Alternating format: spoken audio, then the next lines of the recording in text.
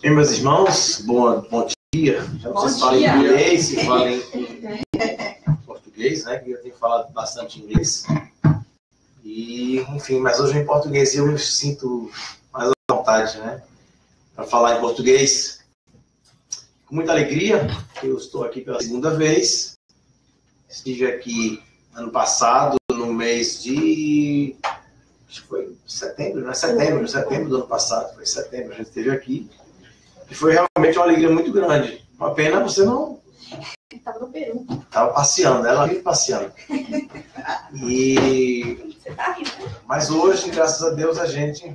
Vou subir um pouquinho. Pronto. Sim. Ótimo.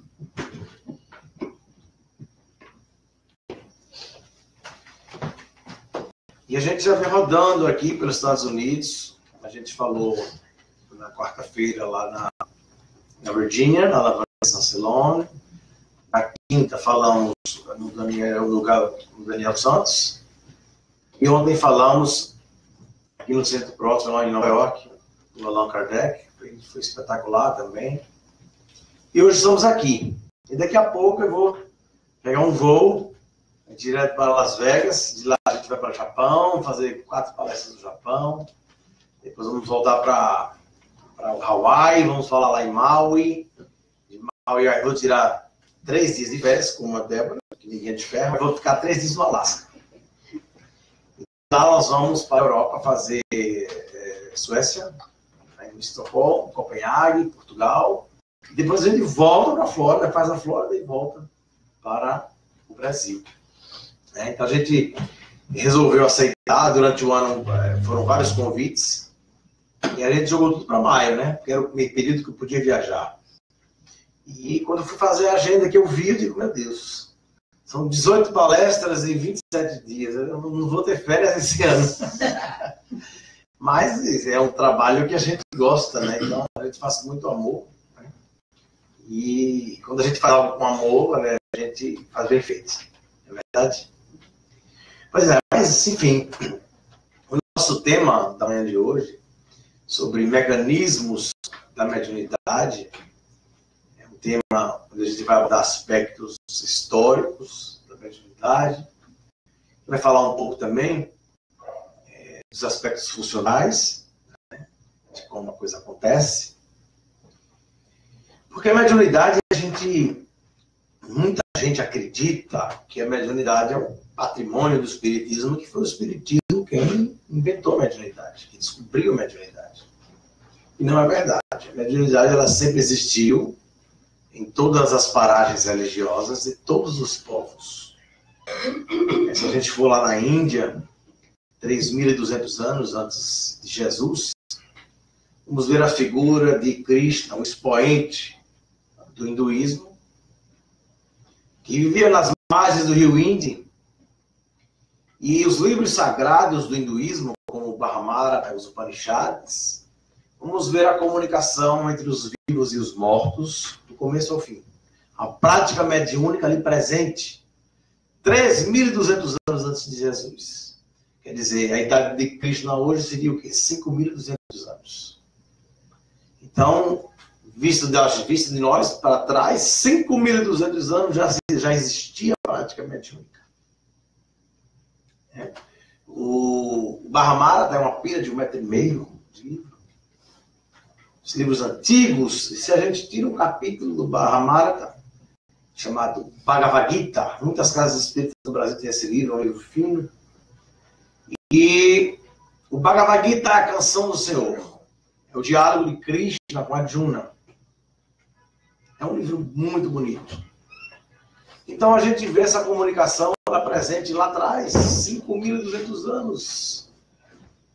Mas se viermos mais para perto, um pouquinho mais para cá, 650 anos antes de Jesus ainda, vamos ver a figura de Siddhartha Gautama Buda, o expoente do budismo, e que nada mais é do que uma pedagogização do hinduísmo. E o que acontece aqui em novembro de 2015, eu fui convidado a participar do Kit Simpósio Espírita do Japão, ao lado do querido amigo Haroldo Dutra Dias. E lá, junto com o pessoal do movimento espírita japonês, fomos ao templo budista. E eu não sabia que existia essa comunicação entre os vivos e os mortos dentro do budismo. Eu questionei o amigo. Olha, no budismo tem essa comunicação? Olha, não como no espiritismo. Mas existe a comunicação, sim.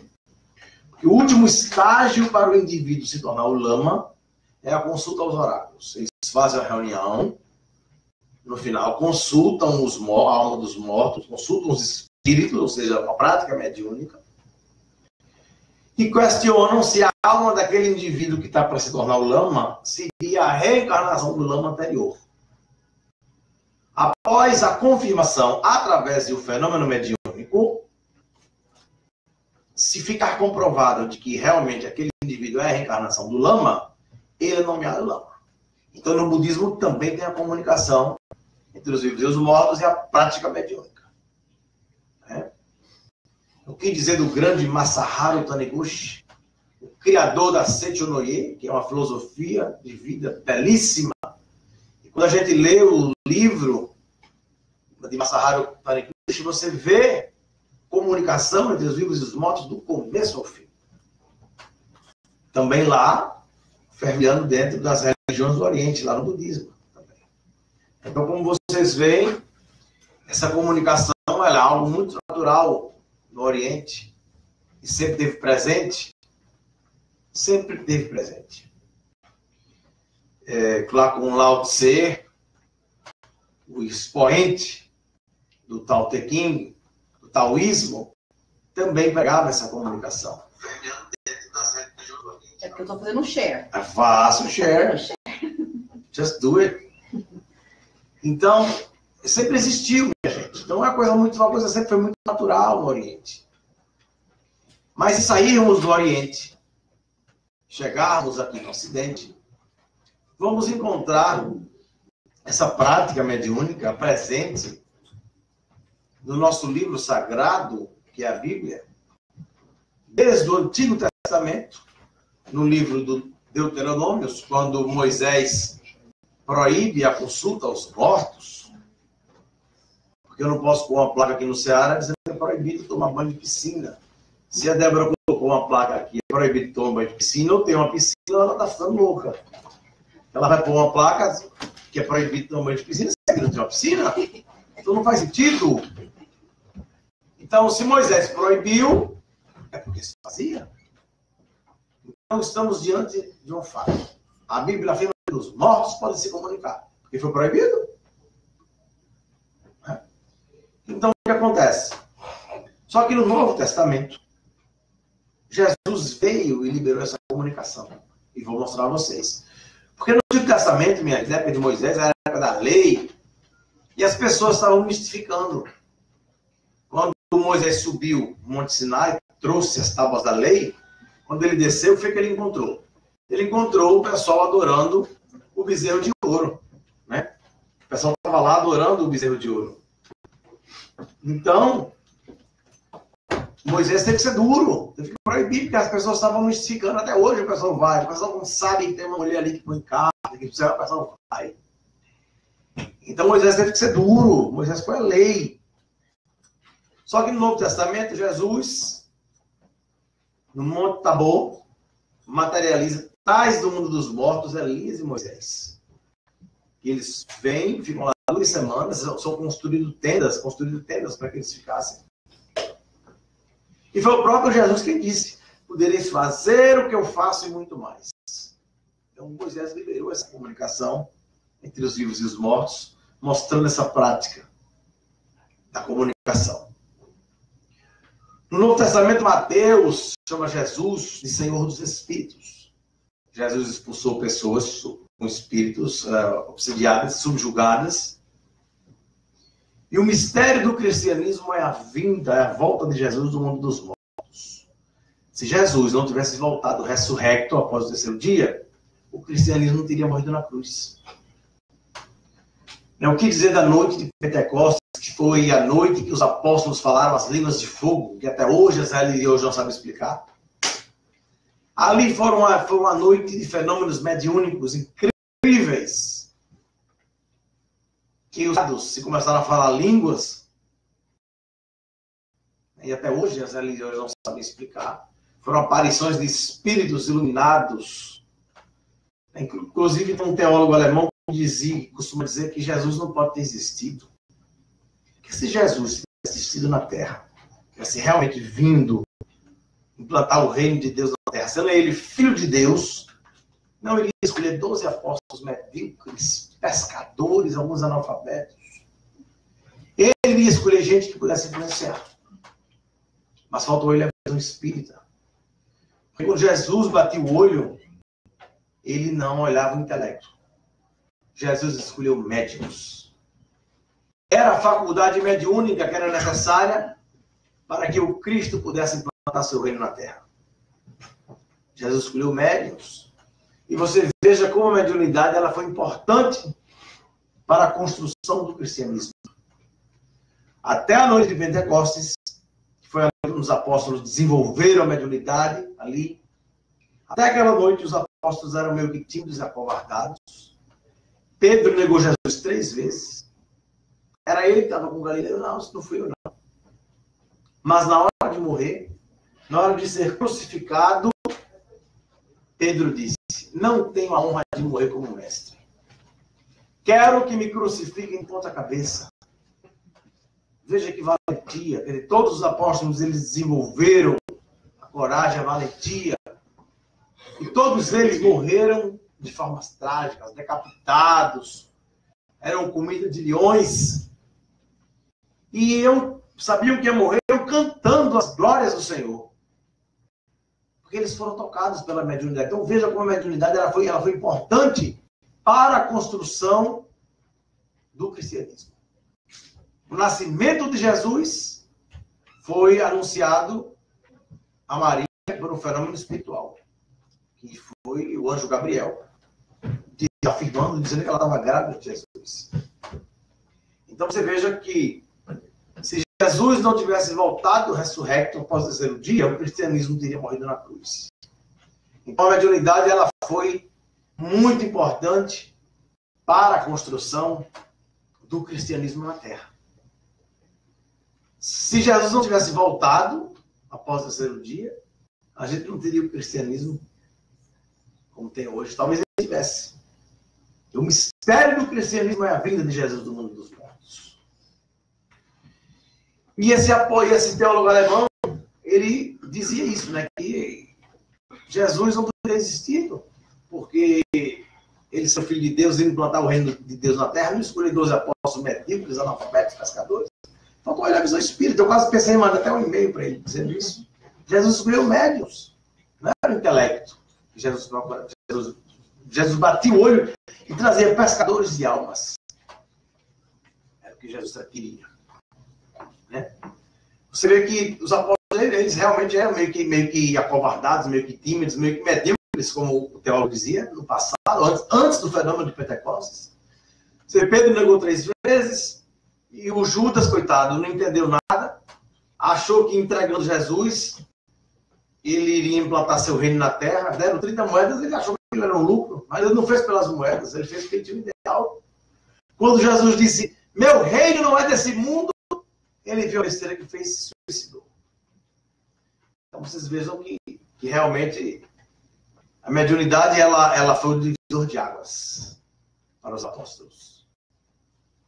Não quis dizer de Joana d'Arc, camponesa, analfabeta, pagão, via as vozes de Santa Catarina e de São Felipe, que ela, pequena, com 7, 8 anos, as vozes diziam a ela onde tinha um animal na floresta, com a perna presa, ela ia lá e soltava o animal.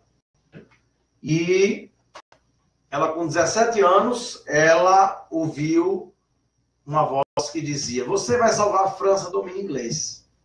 Porque a França já estava sitiada pela Inglaterra, fazia mais de 100 anos. E existia uma mística de que quando a espada de Santa Catarina de Siena, que estava desaparecida há quase 200 anos, fosse encontrada, a França seria liberta do domínio inglês. Ela foi a pé, no meio do caminho encontrou Roberto de Guadeloupe, que ficou com ela até o momento da morte, foi lá próximo próximo ao túmulo de Santa Catarina de Siena, encontrou a espada que estava desaparecida há quase 200 anos, tudo orientado pelas vozes. Ela montada no cavalo, com a bandeira escrita pela parte de Deus, Jesus e Maria. Recebeu todas as instruções de batalhas, ela com um exército pequeno, conseguiu, através das vozes, das comunicações mediúnicas, ganhar as batalhas, ganhar a guerra e trazer de volta a coroa para a Inglaterra, né? Ou para a França. E só que Joana d'Arc, minha gente, ela tinha 3 inimigos. O primeiro inimigo de Joana d'Arc era a coroa inglesa, porque uma mulher, que naquela época foi lá e ganhou a guerra, vocês imaginem, né? E trouxe de volta a coroa. O segundo inimigo de Joana d'Arc era a coroa francesa, porque as pessoas chegavam para o rei e diziam, olha, o senhor é um rei, mas a rainha, ela foi quem trouxe de volta a coroa. Então ela não era nem benquista dentro da própria França, do reinado. E o terceiro inimigo de Joana d'Arc era a Igreja Católica. A figura do Papa até hoje é o vigário general de Deus em terra. É o vigário geral de Deus na terra. É o representante de Deus na terra. É uma autoridade tremenda, né? E as pessoas chegavam para o que ela de Joana d'Arc dizia, minhas vozes vêm de Deus. Ela repetia isso constantemente. Minhas vozes vêm de Deus. E o que acontece? Chegou um discurso muito desagradável no ouvido do Papa. E o pessoal diz o seguinte, olha, o senhor é o representante de Deus na terra. Existe uma mulher que é camponesa, analfabeta, pagã, e ouve voz de Deus, e o senhor que é o representante de Deus na terra não está sabendo de nada. Então aquilo gerou um discurso muito desagradável no Vaticano, e ela foi obrigada a negar que as vozes vinham de Deus. Isso eu não posso negar. Porque minhas vozes vêm de Deus. Ela foi presa, foi torturada, tentaram comprar ela, deram dinheiro, mas eu não posso negar. Porque minhas vozes vêm de Deus. Dizem os biógrafos que quando se queimava alguém na fogueira era motivo de algazarra. E nesse dia foi um silêncio geral. E dizem que acenderam a fogueira em vários pontos, para que não sobrasse nada dela. Tanto é que eu tive lá, ela não tem nenhum túmulo, é só uma placa. Joana d'Arc de tanto e tanto. Porque não sobrou nada. Quando o fogo subiu, ela gritou, um crucifixo para beijar. Tinham 3 bispos ao lado dela, nenhum tirou o crucifixo para dar. Um transeunte que ia passando, pegou 2 gravetos, fez um crucifixo, veio por trás da fogueira e pôs aqui dela. E quando o fogo subiu, se escutou um grito que dizia, minhas vozes vêm de Deus. O bispo Chinon, que assinou a sentença, disse uma frase que deixou ele para a história. Acho que batemos uma santa. 500 anos depois, a Igreja Católica reconheceu que estava errada e canonizou Joana d'Arc. 2 palavras, minha gente, resumem esse fato. Limitações e tradições. Porque não é interessante para as religiões afirmarem que os mortos podem se comunicar.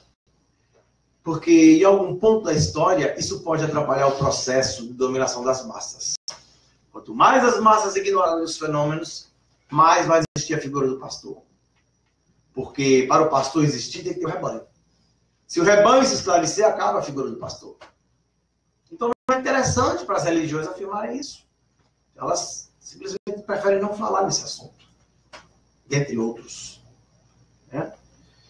E o curioso foi que eu fiquei sabendo, há 10 anos atrás, ou melhor, 12 anos atrás, que a Igreja Católica ela tinha um museu secreto, guardado 7 chaves, que esse museu guardava provas da comunicação, ou seja, provas mediúnicas, de comunicações entre padres e freiras mortas dentro de ambiente católico.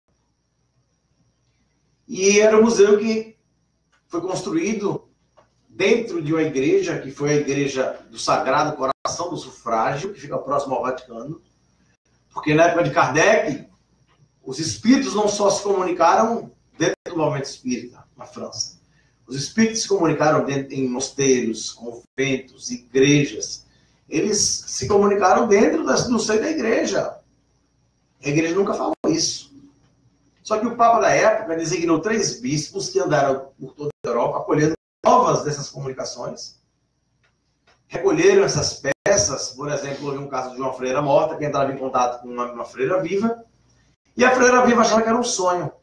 E ela, para ter certeza que não era um sonho, ela veio com a mão a fogo, impregnou assim, pôs no hábito, no avental, com a marca da mão. E ela trouxe aquela peça, guardou no museu. Houveram mais 2 casos também de um padre que tinha o seu irmão padre, ele ia deixar a igreja, e para ele, o irmão não queria que ele abandonasse a igreja, o irmão morto, o padre morto. O padre veio, abriu a Bíblia do padre vivo e colocou a mão, e os 4 dedos perfurando cerca de 9 páginas a fogo. Eles trouxeram também essa Bíblia, então são 270 peças que estão nesse museu. Porque essa igreja ela foi criada para legitimar o purgatório, porque os padres estavam vindo do além pedindo orações. Então veja que coisa, né? O camarada passa a vida toda no celibato, na igreja, e quando morre, aí vem se comunicar para pedir oração. Então ele não podia estar no céu. Se não tivesse no céu, estava onde? No inferno? Quer dizer, a pessoa ficou a vida toda como padre e vai para o inferno? Então aquilo ficou muito ruim para a igreja, que já acreditava no purgatório. E o Papa manda construir a igreja do Sagrado Coração do Sufrágio, fica próximo ao Vaticano, para justamente promover o purgatório. Né? E dentro dessa igreja, do lado esquerdo do altar, eles construíram esse museu, que é o Museu das Almas do Purgatório. Porque no purgatório fica mais fácil para a igreja, porque ali o padre está no purgatório, em vez de estar no inferno, está no purgatório. A gente vem, ele vem pedindo orações, a gente se reúne, começa a orar, ele está lá no purgatório, aí sobe. Aí volta para o céu. Então, a igreja ela fez isso para dar ênfase ao purgatório. Só que ao dar ênfase ao purgatório, automaticamente, ela está legitimando a comunicação entre os vivos e os mortos dentro do ser da Igreja Católica. E há 12 anos atrás, um grande amigo meu, o parapsicólogo Clóvis Nunes, me falou desse museu, conseguiu entrar escondido com a câmera, na época não tinha celular, ele pôs uma câmera, não sei como, e conseguiu filmar esse museu todo, e entregou isso na Rede Globo, no programa Fantástico, está lá no YouTube, vocês podem pôr o Museu das Almas do Purgatório, e vocês vão ver esse museu. E o que acontece? Por que eu estou falando isso? Porque ano passado, foi mês de setembro que eu vim aqui ano passado. Quando eu saí daqui, eu fui, olha, não foi setembro, não, foi maio, né? Não, foi setembro. Foi setembro. Foi setembro, foi maio, não estou lembrado. Mas acho que foi maio. Eu estive aqui em maio. Foi em maio. Quando foi em setembro, eu fui lançar o meu livro em Milão, na Itália. Lá com a querida amiga Regina Zanella.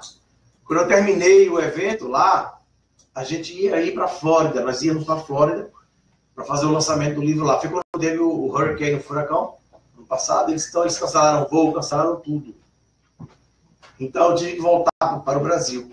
Só que eu estava viajando, fazendo a viagem com uma ex-namorada, que era muito católica, uma católica fervorosa mesmo, ia à missa todos os domingos. Né? E aí o que aconteceu foi que a companhia aérea mandou a gente para Roma, para de Roma a gente voltar para o Brasil. E eu lamentei muito, não vi a Flórida, né? Mas quando nós chegamos em Roma, ela ficou muito feliz. Ai, que maravilha! Já que a gente não foi para Miami, pelo menos aqui em Roma, eu vou querer ir no Vaticano, eu vou querer ir ver o Papa, eu vou querer ir na igreja tal, qual. Ela disse umas 5 santas lá que eu nem conhecia. Queria ir nessas igrejas e tal. Aí eu me lembrei da igreja que o Clóvis tinha falado. Aí eu cheguei para ela e disse, pois eu quero ir na igreja do Sagrado Coração do Sufrágio. Que igreja é essa, Guilherme? Eu nunca ouvi falar. Você não é espírita? Por que você quer ir nessa igreja? Lá no Brasil você nunca me levou na missa?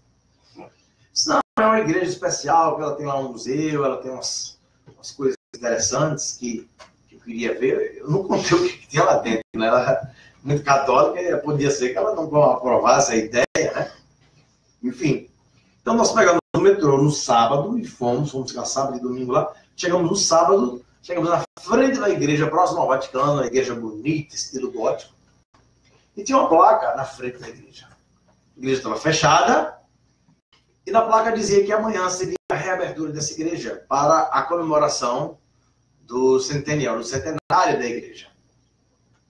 Porque essa igreja, minha gente, ela foi construída a pedido do Papa no século XIX, mas no final do século XIX houve um incêndio nessa igreja que foi quase toda destruída, salvaram algumas peças do museu, e no altar, que era uma pedra de mármore enorme, começou a sair um fogo vindo de dentro do mármore, que a parapsicologia chama de um fenômeno de parapirogenia, que mármore não pega fogo, e ali o mármore começou a pegar fogo, eles tentaram apagar. Depois de muito tempo, eles conseguiram apagar o fogo do mármore. E quando o fogo foi apagado, apareceu a figura de um ser em tormentos. Apareceu a figura de um ser em tormentos. Que, segundo os relatos da igreja, era uma alma do purgatório que estava vindo se comunicar. Isso que a igreja, o museu fala. E o que aconteceu é que essa igreja ela foi reaberta em 17 de setembro de 1917. E eu cheguei lá no dia 16 de setembro de 2017, ou seja, exatamente 100 anos depois. Eu ia estar lá no dia da reabertura para o aniversário de centenário da igreja. Então, eu disse, olha, a casa não existe, né? A casa é o nome que Deus dá quando não quer aparecer. Eu não estou aqui por acaso, eu tenho que entrar nessa igreja. Eu tenho que dar um jeito de entrar escondido e filmar essa igreja. Para levar para mostrar nas minhas palestras que os mortos se comunicam dentro do centro da igreja católica. Aí eu olhei e vi que ia ter 2 missas, uma das 9 às 10, outra das 10 às 11. Aí eu disse para minha ex-namorada, disse, olha, amanhã vai ter 2 missas. A gente chega cedo e assiste as 2. Mas as 2? Lá em Recife a gente não ia para nenhuma. Por que você quer ver 2? Me conte logo, Guilherme, o que é que tem nessa igreja? O que é que você está escondendo de mim?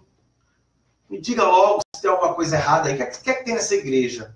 Aí eu tentei contar de uma forma mais sutil, né? Para não chocar muito. Falei assim, que tinha um museu, que tinha umas coisas guardadas, não disse o que era, né? E aí a gente combinou de ir, voltamos para o hotel. Quando foi no outro dia, 9 da manhã, estávamos na porta da igreja. E aí a gente entrou. E ela disse, mas por que as 2 missas, Guilherme? Eu disse, porque a gente veio a primeira para fazer um reconhecimento do terreno. Né? Porque naquela porta ali, que aqui estava, aí no leito tinha uma porta. E o museu ficava naquela porta, atrás daquela porta. A gente vê como é que funciona para na segunda missa eu tentar entrar lá. Mas o padre está aí, como é que você vai conseguir entrar? Deixa comigo. Aí comprei um chiclete na boca, sentei, sentamos atrás. E eu notei que o padre, ele se levantava e saía, ia ao banheiro, back and forth, de 5, 10 minutos. E voltava. Então eu não sabia que o padre tinha, se era uma desinteria, se era uma incontinência urinária, se era um problema na próstata, não sei. O que eu sei é que eu vi naquela situação uma oportunidade de entrar no museu. E aí, quando começou a segunda missa, nós sentamos bem na frente, assim. E quando começou a segunda missa, o padre disse, excuse me, que eu vou no banheiro. Quando o padre foi no banheiro, eu tinha comprado pau de selfie no camelô maravilhoso. Aí fui direto na porta, quando eu pus a mão na maçaneta que eu virei, estava aberto. Eu entrei, eu disse, showtime. Eu entrei no museu, e quando eu me vi, me deparei com todas aquelas peças na parede, tudo lá, catalogadas, e eu comecei a tirar selfie. Tirei selfie do museu todo. E aí o coração batendo, suando, o padre vinha. Aí eu via na porta, olhava, via meu padre não estava, voltava comigo, tirava as fotos, acho que eu tirei pouco, tirava mais, e voltava, olhava, nada, coração batendo, olha, foi uma emoção. Era uma mistura de um filme de Indiana Jones com Harry Potter. Eu estava ali, naquela situação. Aí eu terminou que eu vi que o padre estava saindo, eu saí do museu, fechei a porta, fui lá e sentei, que era próximo, sentei ao lado dela. O coração batendo, vou até tomar água, que eu fiquei até cansado. E ela disse, e aí? Conseguiu? Eu disse, tudo. Então agora nós já podemos ir embora, né? Eu disse, não, embora. E os serem tormentos ali no mármore? Porque na parede ele ficou aquela marca, ficou aquela fotografia dos serem tormentos, da alma do purgatório, só que eles construíram uma espécie de um móvel de madeira, com uma Madonna com 2 portas. Então ninguém via. Ela disse, mas como é que você vai abrir ali para o padre estar ali na frente? O que é que tem atrás daquela Madonna, Guilherme, daquele móvel? Me conte logo. Eu tive que contar, contei logo tudo a ela, né? Contei logo tudo. Os olhos dela ficaram assim esbugalhados, mas eu contei. A gente é espírito, não ia mentir, né? Aí contei tudo a ela. Aí eu disse, mas como é que você vai fazer para filmar lá? Se eu já tenho um plano, você vai me ajudar. Se eu? Mas eu sou católica. Você é minha namorada? Onde está a sua cumplicidade? Então, eu disse, olha, quando terminar a missa, você se levanta e vai conversar com o padre. e vai andando, levando ele para o lado oposto, leva ele para o lado de lá, para poder bater a foto. Ele disse, mas Guilherme não fala italiano.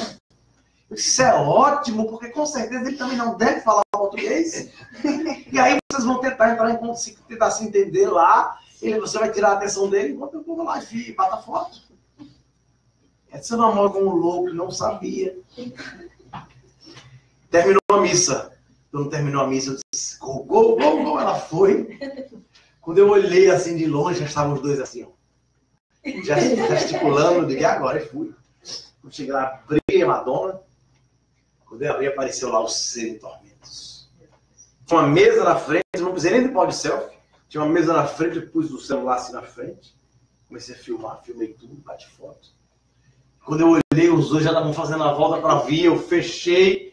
Quando eu fechei, a porta abria. Eu fechava, a porta abria. Eu não tive dúvida, tirei o chiclete da boca, coloquei e fechei a porta. E saí. Fui esperar ela fora da igreja. Filmei tudo. E quando cheguei no hotel, ela quis ver as fotos, eu mostrei. Ela não deu uma palavra. Ela ficou assustada. Mas o lado bom da coisa é que eu trouxe o museu para mostrar para vocês. Está aqui. Vocês vão ver aqui em primeira mão.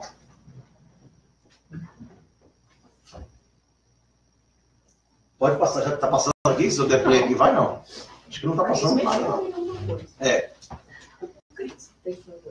É só daqui tá aqui entra. Agora tem que ver se ele está passando lá. Olha aí. Não tá. Gente, estamos aqui em Roma, em frente à igreja do Sagrado Coração do Sufrágio. Essa igreja, ela guarda... A igreja católica guarda 7 chaves, que é um museu que guarda, tem registro de aparições de padres e freiras mortas em ambiente católico. Durante vários anos a igreja catalogou, conseguiu trazer essas peças e guardam aí as 7 chaves. E esse museu a gente vai tentar entrar nele agora. É um museu secreto que comprova a comunicação entre os vivos e os mortos, dentro do seio da Igreja Católica. Muitos padres e freiras e bispos nunca ouviram falar nesse museu. A primeira pessoa que conseguiu entrar escondido nesse museu foi o nosso amigo parapsicólogo Clóvis Nunes, que entrou no Museu das Almas do Purgatório e filmou todo o museu. Essa matéria, inclusive, vocês podem acessar aí no YouTube. Vocês podem pôr Museu das Almas do Purgatório e vocês vão encontrar toda a matéria falando da igreja. Nós vamos também tentar entrar aí, que não é fácil, é um museu secreto, fechado, as 7 chaves. E vamos tentar bater algumas fotos e filmar esse museu para vocês. Vamos lá. Olha a data.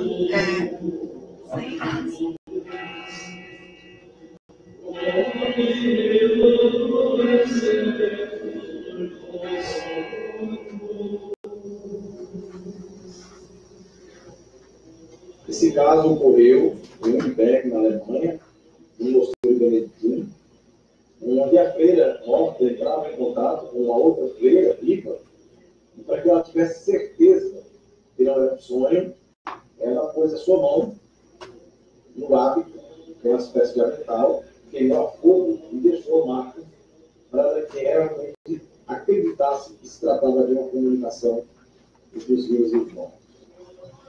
Nesse caso, mais um padre se comunicando com outros padres em ambiente católico.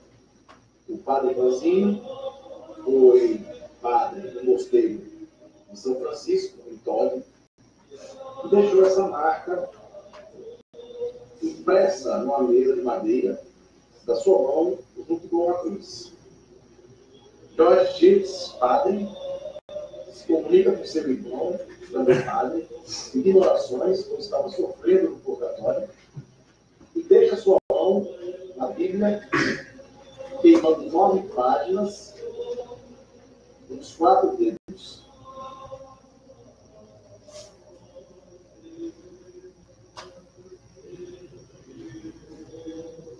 Pode ser.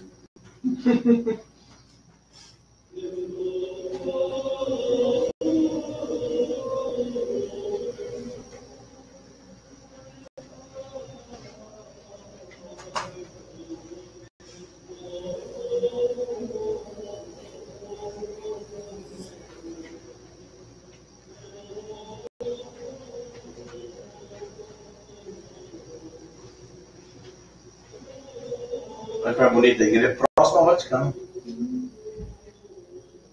E aí, a Madonna e os serem tormentos? Olha aí. Como é que tira aqui, Débora? Só bem. Essa aqui. Olha aí. E a gente estamos aqui em Roma, em frente à igreja do Sagrado Coração do Sufrágio. Agora vamos deixar duplo, porque vai ter outras coisas que eu vou passar. Ah, nem, então deixa ser já no vídeo.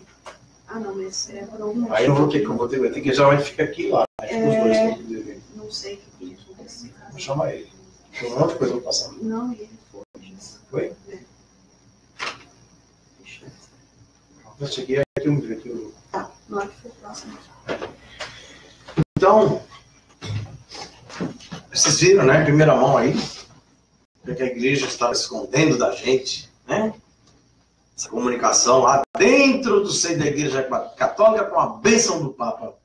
Esse museu foi construído, essa igreja foi construída com a bênção do Papa. Não foi uma coisa que meia dúzia de padres se reuniram e fizeram, não. Foi o Papa quem fez.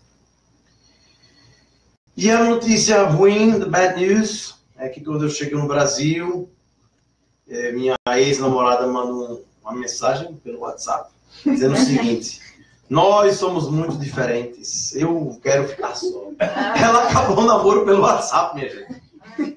Ela foi muito cruel. O nome disso é intolerância religiosa. E pois é, eu fiquei solteiro, tá vendo? Só que dá ser espírita, ser pesquisador, tá vendo? Antes não fosse, eu estava namorando até hoje. Mas a Débora disse que vai me arrumar uma esposa que ela vai fazer o casamento aqui. Isso foi ela dizer. É brincadeira, só brincando. Mas enfim. Então, vocês veem a comunicação presente lá dentro, né? Fervilhando no posto da Igreja Católica. Mas vocês acham que é só dentro da Igreja Católica que ocorre comunicação? Mas também não é. Sabe onde é que ocorre comunicação? Dentro do seio da Igreja Protestante, mais organizada e a mais rica do mundo. Alguém sabe qual é essa igreja? Universal nada. É Universal não. É mesmo? Igreja dos Mormons. Oh, ok. A Igreja de Jesus Cristo dos Santos dos Últimos Dias. É. Eles se fundamentam, o mistério de Mormon é a comunicação entre os vivos e os mortos. Joseph Smith teve uma visão no pé da cama quando era criança, 5, 6 anos de idade. O Espírito apareceu para ele e disse: você é o profeta dos tempos modernos. Quando você estiver adulto, eu voltarei para você contar a história do meu povo. Ele desapareceu. Quando ele já ficou adulto, o Espírito apareceu, materializou e disse: meu nome é Moroni, aqui em inglês. Nós fizemos parte da tribo de Moisés, formamos uma tribo dissidente, andamos ali pela Ásia, atravessamos o Estreito de Bering e descemos pelo Alasca, o Canadá, até chegarmos aqui nos Estados Unidos. Obviamente isso demorou muitos anos. Mas quando nós chegamos aqui, nós somos todos mortos pelos índios e pelas pestes. Mas a história do nosso povo está escrita em placas de ouro que estão enterradas.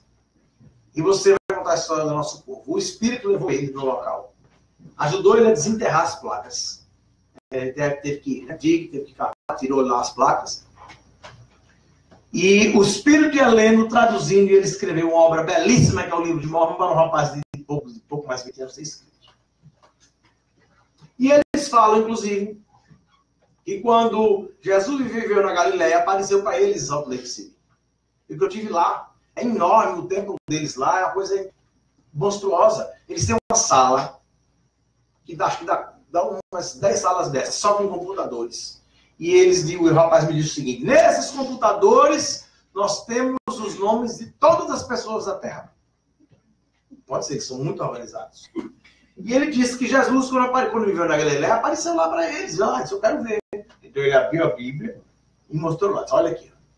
Jesus quando disse: eu tenho outras ovelhas que não são desse aprisco. Segundo os mormons, Jesus estava se referindo a eles. Por que não? Porque Jesus já tinha feito esse fenômeno antes, que é o fenômeno da transfiguração. Podia ter feito também. Né? Chico Xavier fez esse fenômeno também. É uma história bem conhecida. Né? Que está lá nas obras. Então, assim, a igreja de Mórmon ela se fundamenta toda nessa comunicação. Agora, o curioso é que eles não conhecem muito sobre fora da igreja. Eles vivem muito fechados ali dentro. Fora dos Estados Unidos, eles não conhecem muita coisa. Tanto é que eu tive numa igreja lá deles, em Mórmon, na Carolina do Norte também. E veio uma senhora, até quando o pessoal morre de, mas é verdade, eu falando, né, para eles lá. Aí quando eu terminei, veio uma senhora, veio um rapaz, aliás, disse: Have you seen many Indians walking around your house? Eu via muitos índios andando, né, lá no Brasil, tinha muito índio. Aí eu fiquei um pouco chateado, né? Eu disse a ele: Well, the last I saw on TV watching American movie. O último índio eu vi na televisão no filme de cowboy americano. Foi por isso. Mas essa não foi nada. Pior foi a outra. Veio uma senhora, já idosa, mas ela me fez uma pergunta. Eu devia ter tido mais caridade na resposta, mas eu não aguentei. Ela olhou para mim e disse: Do you have cannibals in Brazil? Eu dou ter canibais no Brasil, meu Deus. Acredite se quiser. Perguntou isso. Olha, eu fiquei com tanta raiva. Nessa hora eu esqueci que eu era espírita. Eu olhei para ela e disse: The last I ate. O último eu comi. Eu disse. E o rapaz lá disse: No, he speaks a very good English. Aí eu disse: because I was an exchange student in North Carolina and I spent all day in West Palm Beach. Então minha experiência foi bem interessante lá com os Mormons. Então vocês vejam, essa comunicação ela está aí fervilhando em todas as religiões. Mas quem deu, se você ver bem, quem deu essa dignidade e mediunidade foi Allan Kardec. Até Kardec, o médium, ele não tinha escolha, ou era bruxo, ou era louco. O que dizer das tribos indígenas na figura do pajé? O pajé nada mais era do que o médium da tribo. Aquele que entrava em contato com a divindade, aquele que se comunicava, os xamãs, os maias, os astecas.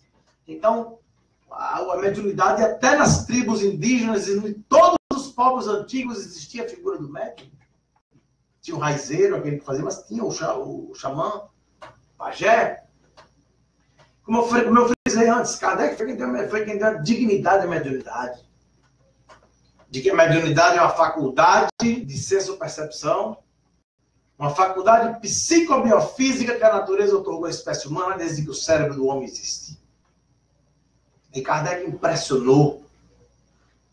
As obras de Kardec, dos espíritos, melhor dizendo, impressionou os intelectuais da França. Grande parte dos homens de ciência e dos intelectuais do século XIX se tornaram espíritas. Dentre eles, Arthur Conan Doyle, o criador emérito do personagem Sherlock Holmes. O curioso é que tem gente que pensa que esse homem existiu. Sherlock Holmes é o personagem fictício criado por Conan Doyle. Quando a gente vê as obras, as histórias de Sherlock Holmes, a gente vê como era brilhante a mente de Conan Doyle, que criou o personagem. William Crookes, o pai da física, da química do século XIX, o maior cientista do século XIX. Alexander Kizakov, dentre outros, todos se tornaram espíritas. O espiritismo está incomodando tanto, que a Sociedade Dialética de Londres contratou William Crookes, que na época não era espírita, mas era o maior cientista da época, para desmistificar o espiritismo. Porque estava vendendo muito livro. Ele foi pago para desmistificar, e durante 6 meses ele passou pesquisando uma médium de nome Florence Cook. Uma médium de 17 para 18 anos, melhor, de 15 para 16 anos, ela deitava na cama, liberava ectoplasma pelo nariz, pelo ouvido e pelos órgãos genitais. E ali aparecia a figura materializada de um espírito belíssimo de nome Kate King.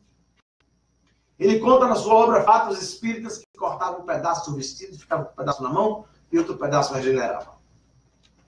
E ele fala que tinha uma amiga sua médica e que ele falou para sua amiga médica que tinha contato com o espírito e que tinha um corpo e que tinha calor.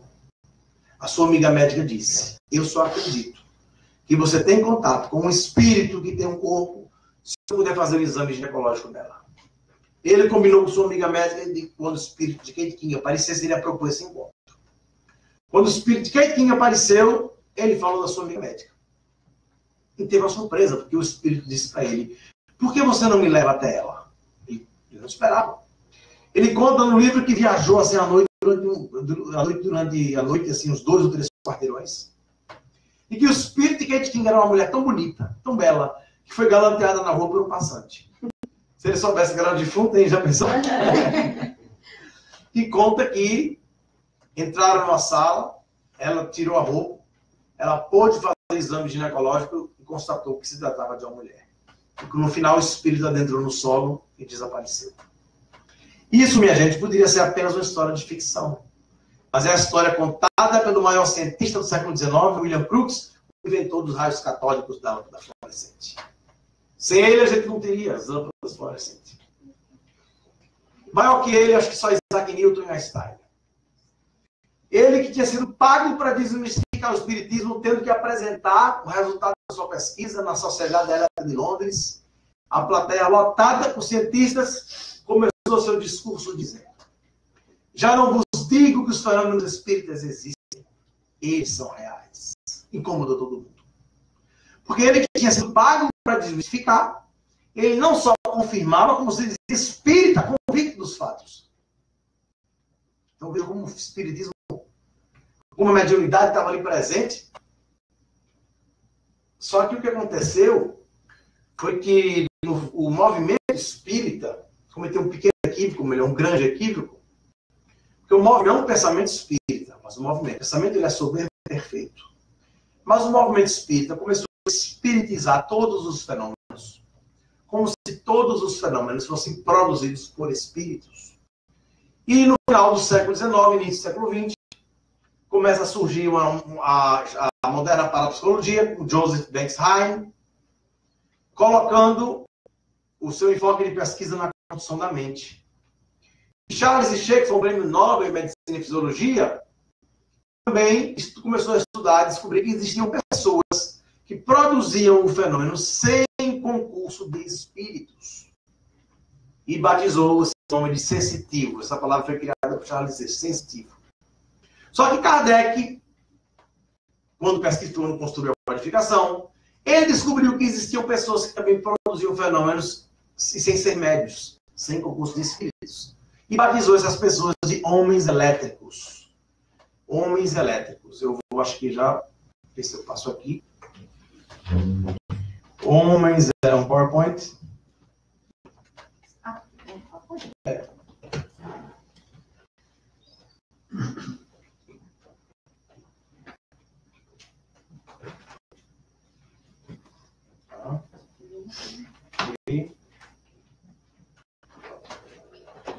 Então Kardec, ele já sabia que existiam pessoas que produziam fenômenos sem concurso de espíritos. Como vocês podem ver aí, a pergunta do Livro dos Médiuns: as pessoas qualificadas de elétricas podem ser consideradas médiums? Essas pessoas tiram a resposta dos espíritos. Essas pessoas tiram de si mesmas o fluido necessário à produção do fenômeno e podem operar sem o concurso de outros espíritos. Não são, portanto, médiums, no sentido que se atribui a essa palavra. Kardec batizou o sensitivo de homem elétrico. Quem são os sensitivos? Eu conheci um cidadão no Japão, que ele pega um filme analógico velado, ele põe junto da cabeça, ele pensa na Torre Eiffel, você vai revelar o filme e sai a foto da Torre Eiffel. Essas fotografias do pensamento, não tem nada de espírito ali. É um processo da mente. Tem outro em São Paulo que eu pesquisei também, que ele pega um chumaço de algodão, põe algo, ele põe o algodão ali, ele mentaliza, põe a força da mente, e ali o algodão pega fogo. É um fenômeno de paracrogenia. Não tem espíritos. É um fenômeno da mente.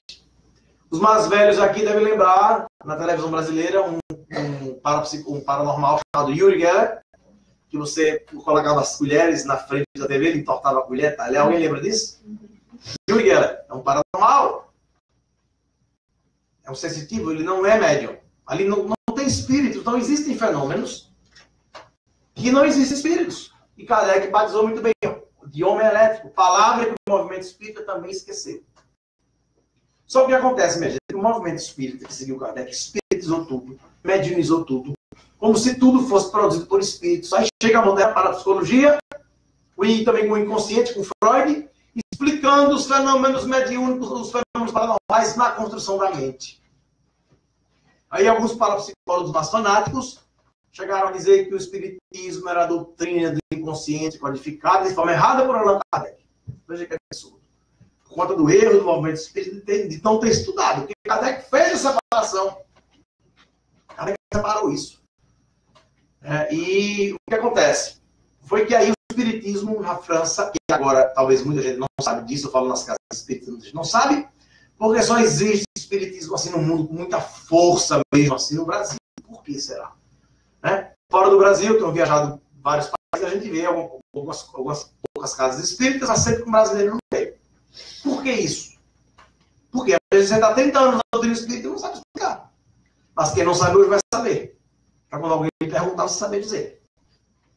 Quando o espiritismo, quando o movimento espírita espiritizou tudo, e surge a moderna parapsicologia explicando os fenômenos da construção da mente, junto com Freud, o inconsciente, o espiritismo entra em declínio na Europa.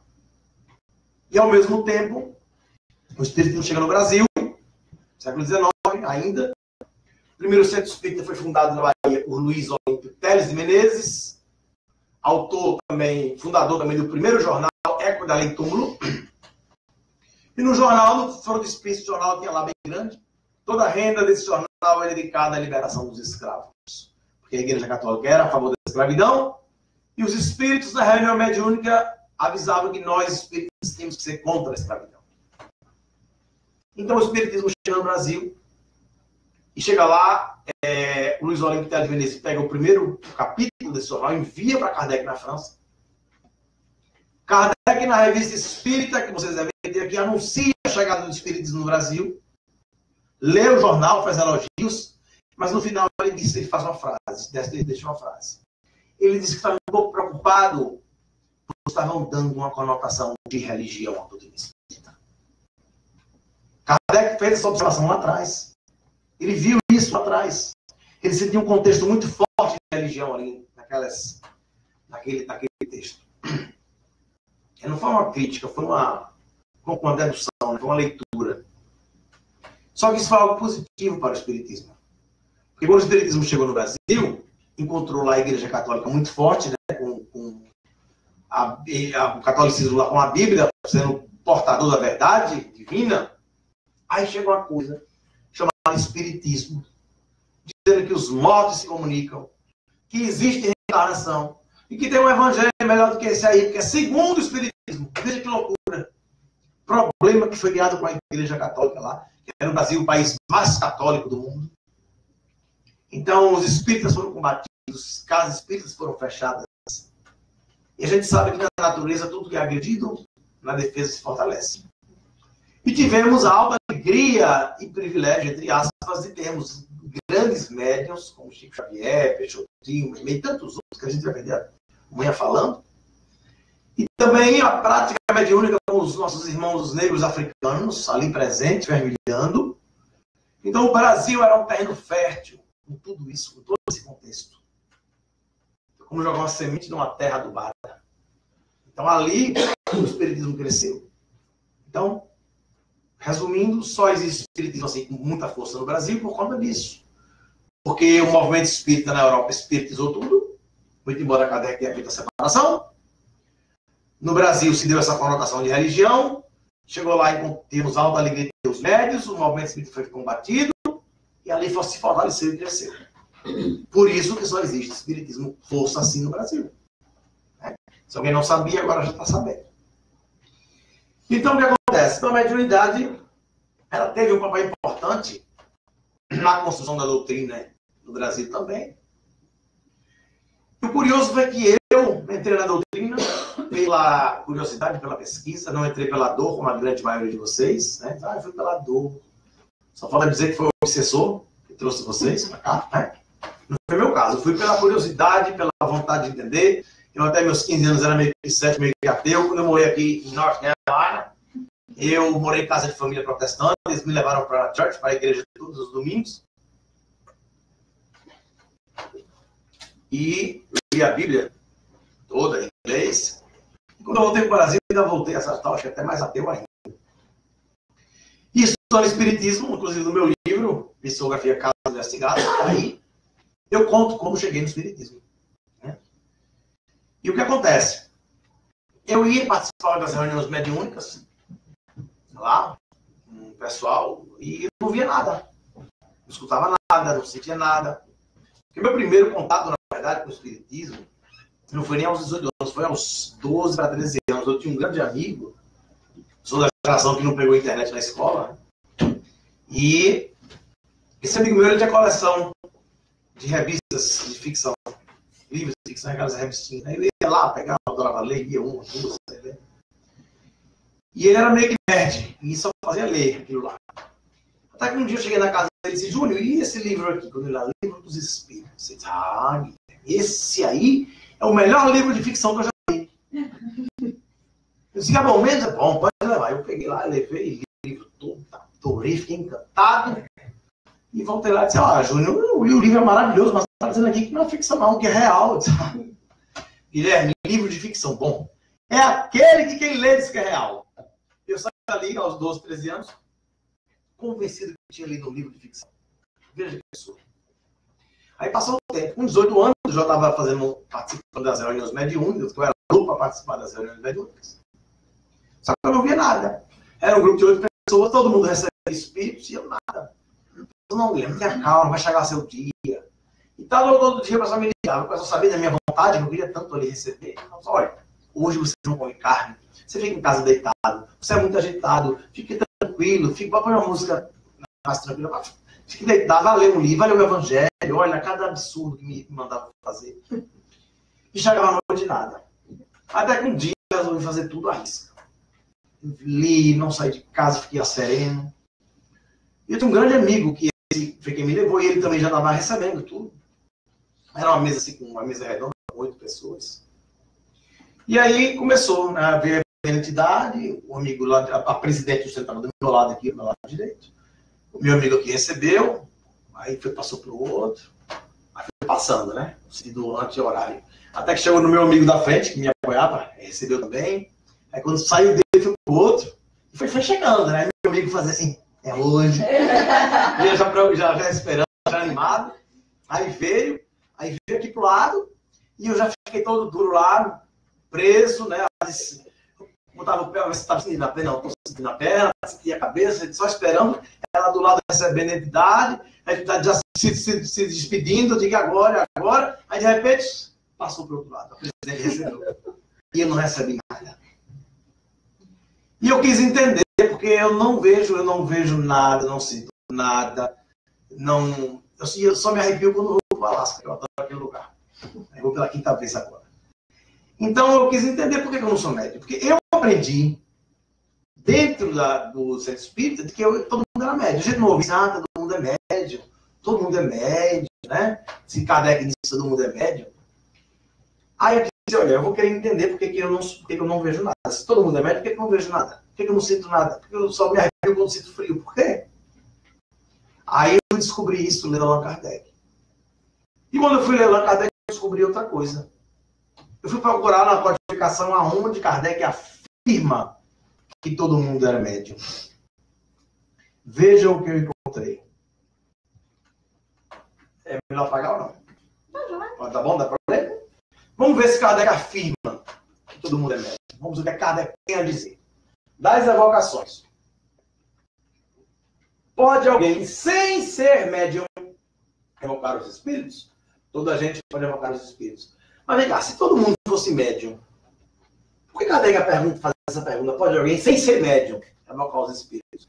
Se ele faz essa pergunta, se pode alguém, sem ser médium, evocar os espíritos, porque tem alguém que tem pessoas que não são médiums, pelo menos foi isso que eu entendi. Ou eu estou entendendo errado? Vamos lá. Médium e mediunidade. Médium é a pessoa que pode servir de intermediária entre os vivos e os homens, entre os espíritos e os homens. Ora, se é a pessoa que pode servir, então deve ter uma pessoa que não, deve ter pessoas que não podem servir. E já que tem a pessoa que pode, deve ter a que não pode. Mediunidade, faculdade dos médiuns. Mas vem cá, se todo mundo é médium, por que ele não escreveu mediunidade, faculdade dos homens? Faz sentido? Somos todos médiuns para que o fenômeno se produza, faça mistério a intervenção de uma ou muitas pessoas dotadas de especial aptidão. Que se designam pelo nome de médiums. Ora, essa é uma especial aptidão, é uma aptidão que nem todo mundo tem. É uma aptidão normal. O número dos colaboradores em nada influi, a não ser que entre eles se encontram os médios ignorados. Quanto aos que não têm mediunidade, olha aí, minha gente, quer dizer que existem os que não têm mediunidade, porque eles se inferiam a ele. A presença desses, nenhum resultado produz. Pode mesmo ser mais prejudicial do que útil pela disposição do espírito que se acha. Capítulo 2 e 61, livro dos médios. Quer dizer, se Débora me deixar ficar naquela sala atrás ali, chamar 8 e ficar numa mesa reunido, não vem nada. Evocar todo mundo pode, mas não vai vir. Não vai vir. Vamos lá, médium, quem é quem não é? As regras da poesia, da pintura e da música não fazem que se tornem poetas, pintores ou músicos os que não têm o gênio dessas artes. O mesmo sucede com o nosso trabalho. Seu objetivo consiste em indicar os meios de desenvolvimento da faculdade mediúnica, tanto quanto permite à disposição de cada um, e, sobretudo, dirigir-lhe o emprego de modo útil, quando ela exista. Quer dizer que tem ocasiões que ela não existe. Essa é a introdução, viu, do livro dos médiuns, introdução. Agora, essa é a pergunta que as pessoas se utilizam para dizer que todo mundo é médium. Que foi mal interpretada e a gente agora vai explicar ela bem direitinho para vocês. Pergunta 159. Médium, quem é quem não é? Prestem atenção, viu? Todo aquele que sente, num grau qualquer, a influência dos espíritos, a influência é por esse fato médium. Ou seja, influenciado, minha gente. Todos nós somos. Todos nós somos influenciados. E muitas das vezes são eles que nos dirigem. A influência é uma ação.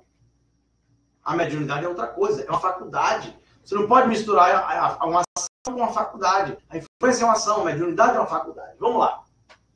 Essa faculdade é inerente ao homem. Mas a visão é inerente ao homem. Mas no Brasil existem 200 mil cegos. Você vai dizer que todo mundo enxerga? Andar é inerente ao homem. Existem os paraplégicos. Você vai dizer que todo mundo anda? É inerente, não constitui, portanto, um privilégio exclusivo. Por isso mesmo, raras, veja bem, raras são as pessoas que dela não possuem alguns rudimentos. Quer dizer que tem raros que nem os rudimentos possuem. Veja como é que todo mundo é médio. Tem raros que não tem nem o rudimento da mediunidade. Eu, né? O raro aqui. Agora tem um detalhe, para vocês pensarem bem. Esses raros, na época de Kardec, no final do século XIX, a população da Terra foi quando bateu 1 bilhão de habitantes. Hoje a população são mais de 7 bilhões.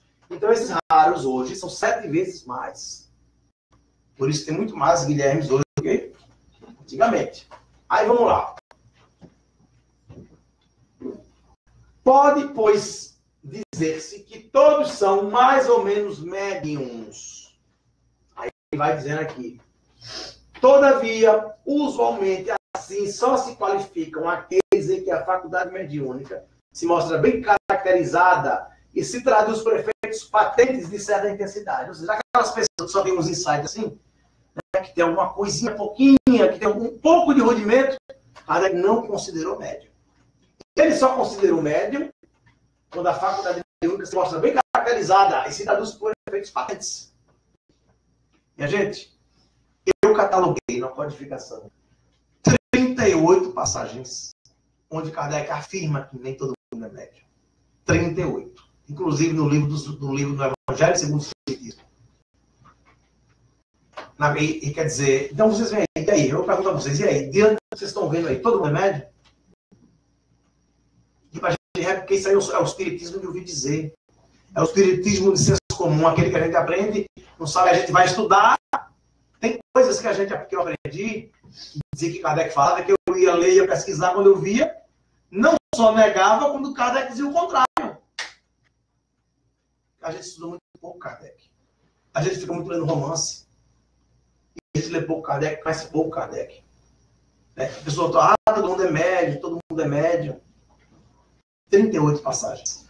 Aí o pessoal se utiliza muito dessa para afirmar que todo mundo é médio. Só tem essa aqui que fala assim, que todo mundo é mais ou menos, podemos dizer que todo mundo é mais ou menos médio. Me traga outra, me traga 3 passagens onde Kardec afirma que todo mundo é médio. Me traga 2, ninguém traz. Então, minha gente, foi aí que eu, lendo Kardec, que eu descobri por que eu não vejo nada, por que eu não sinto nada, e por que eu só me arrepio quando vou para o Alasca. Porque eu não sou médium. Eu não sou médium. Então foi isso. O horário aqui, acho que eu já passei da hora, né? Tá? Não, tem o meu voo. Aí eu nem falei do livro, eu vou falar do livro rapidamente, senão vai acabar de meio disso aqui, por 10 minutos. Então, para finalizar, tem 10 minutos aí, para dar tempo. 15, né?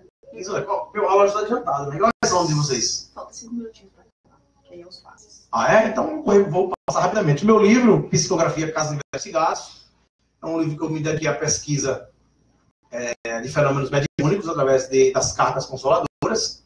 A gente vai estar num evento que vai ser realizado ano que vem, aqui na ONU, no dia 7 de abril, organizado pela Débora. Estou dando uma consultoria para ela na parte da mediunidade.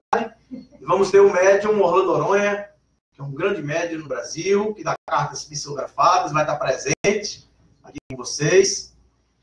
Eu tenho vários casos pesquisados, e está no livro aí, eu trouxe alguns livros, está aí.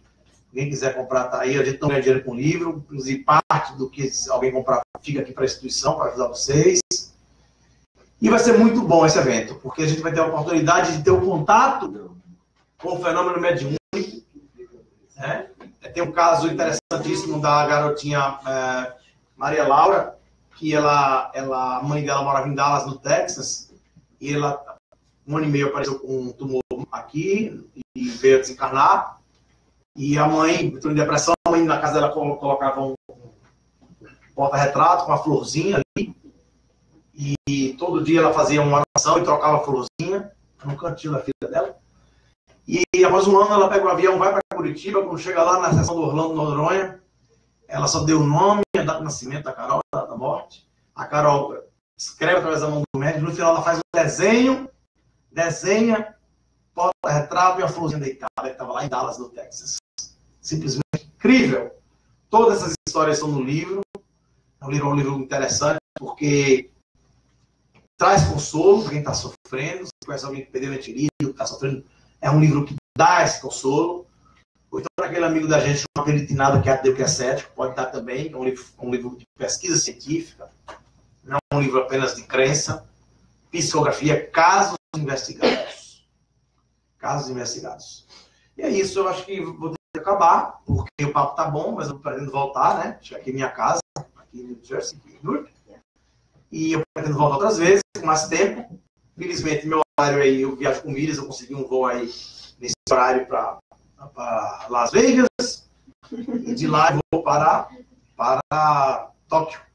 Para dormir lá em Vegas, dar uma volta ali naqueles cassinos, aquela coisa toda ali, né? E amanhã a gente já parte lá para o Japão. Depois amanhã já parte para o Japão.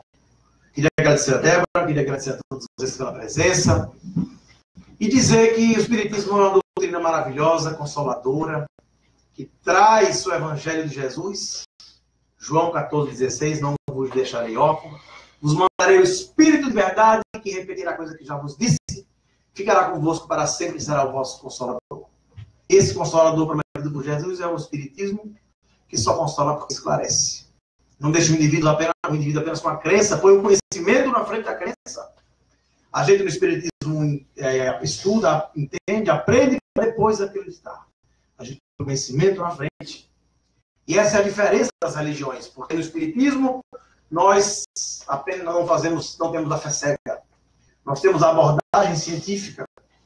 E é o que faz a gente ser diferente das religiões. Se nós não trouxermos o pilar da ciência, que é a base da doutrina espírita, para dentro das casas espíritas ficarmos apenas na crença, seremos mais uma religião. E o espiritismo não veio para ser uma religião, e sim o futuro das religiões. Centro espírita, minha gente, não é igreja. Centro espírita é escola. Estamos aqui para aprender as verdades espirituais que estavam aí paradas, escondidas na natureza. E lá no Evangelho segundo o Espiritismo está lá logo no início. A aliança da ciência com a religião. Ele continua dizendo: o Espiritismo verá a descoberta científica, a revelação das leis de Deus. Quanto mais a gente descobrir uma lei da natureza que a gente não sabia, a gente está descobrindo uma lei de Deus. Queria agradecer a todos pela atenção. Muita paz.